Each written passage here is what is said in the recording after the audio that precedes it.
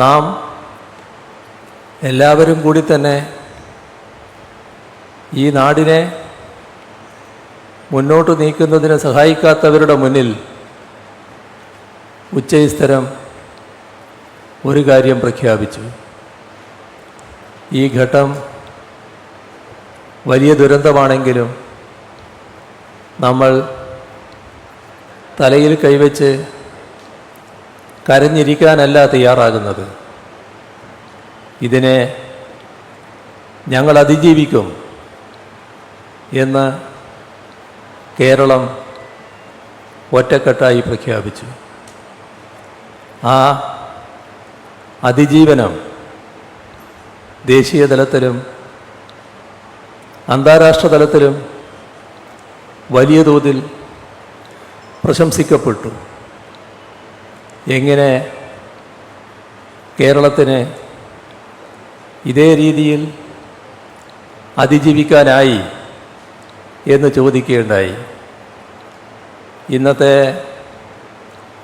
ഒരു മാധ്യമത്തിൽ പഴയ ഒരു പുരോഹിതൻ്റെ വാക്കുകൾ കാണാൻ കഴിഞ്ഞു. പ്രളയമാണ് അന്ന് ഈ സർക്കാരിനെ വീണ്ടും അധികാരത്തിലേറ്റാൻ ഇടയാക്കിയത്. ഇനിയൊരു പ്രളയമുണ്ടാകുമെന്ന് ധരിക്കേണ്ട എന്നാണ് ആ പുരോഹിതൻ പറഞ്ഞതായിട്ട് കണ്ടത്. പുരോഹിതന്മാരുടെ ഇടയിലും ചിലപ്പോൾ ചില വിവരദോഷികളുണ്ടാവും എന്നതാണ് ആ വാചകത്തിലൂടെ വ്യക്തമാകുന്നത്. നമ്മളാരും ഇവിടെ വീണ്ടും ഒരു പ്രളയം ഉണ്ടാകണമെന്ന് ആഗ്രഹിക്കുന്നില്ല. പക്ഷേ നേരിട്ട ദുരന്തം, ആ ദുരന്തം ശരിയായ രീതിയിൽ അതിജീവിക്കാൻ നമ്മുടെ നാടാകെ ഒറ്റക്കെട്ടായി നിന്നു.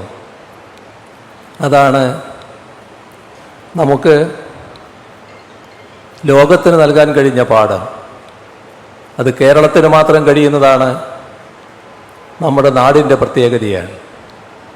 കാരണം ഈ നാട് ജാതിഭേദവും മതദ്വേഷവുമില്ലാതെ എല്ലാവരും സോദരത്വേന വാഴുന്ന നാടാണ്. അത്തരമൊരു നാടിന് മാത്രമേ ഭേദചിന്തകളില്ലാതെ ഇത്തരം ഘട്ടങ്ങളെ തരണം ചെയ്യാനുള്ള ശേഷി ആർജിക്കാനാവുകയുള്ളൂ.